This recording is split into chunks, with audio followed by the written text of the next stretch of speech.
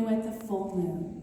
And since he could not sleep, he decided to go for a walk. So he got off his bed, walked to the window, leaped up onto the windowsill, and jumped to the ground below.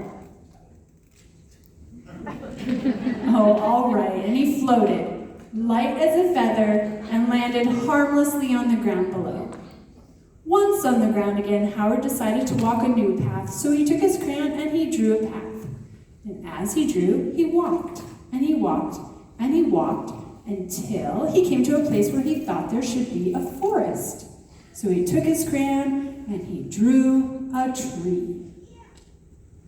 It wasn't a very big forest, just the one tree. But Howard's feeling hungry, so he decides it should be an apple tree. He drew an apple, he picked it, and sure enough, he ate it.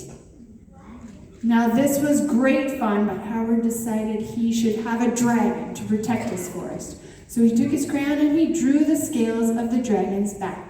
He drew the dragon's long tail. He drew the dragon's little feet. He drew the dragon's head with long, sharp teeth. And it was so frightening that it scared even Howard, and he began to shake, and as he shook the crayon, and as the crayon shook, it made water.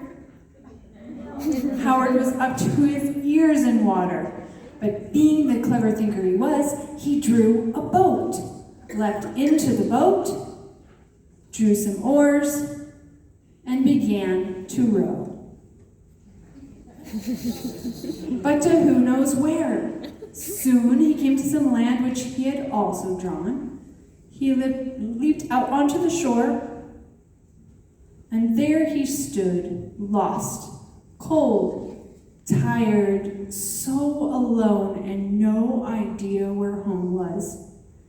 To get a better look around, he decided to draw a mountain to climb. So he took his crayon and he drew a mountain, and he climbed higher and higher and higher and higher until he reached the top, lost his balance, and fell off the other side.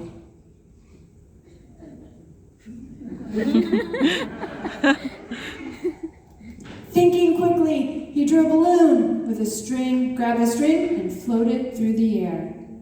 Now from here he could see far, but still no idea where home was. Back on the ground again, Howard thought and he thought about his predicament, and as he thought, his gaze drifted towards the moon. Ah, he exclaimed, he remembered that when he was in his bedroom, the full moon was shining right through his bedroom window. So he took his crayon and he drew a window around the moon. And sure enough, he was back in his own room.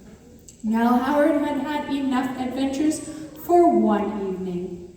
So he went to his bed.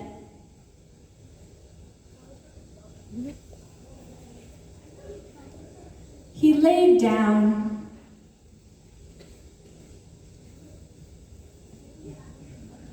And he drew up the covers.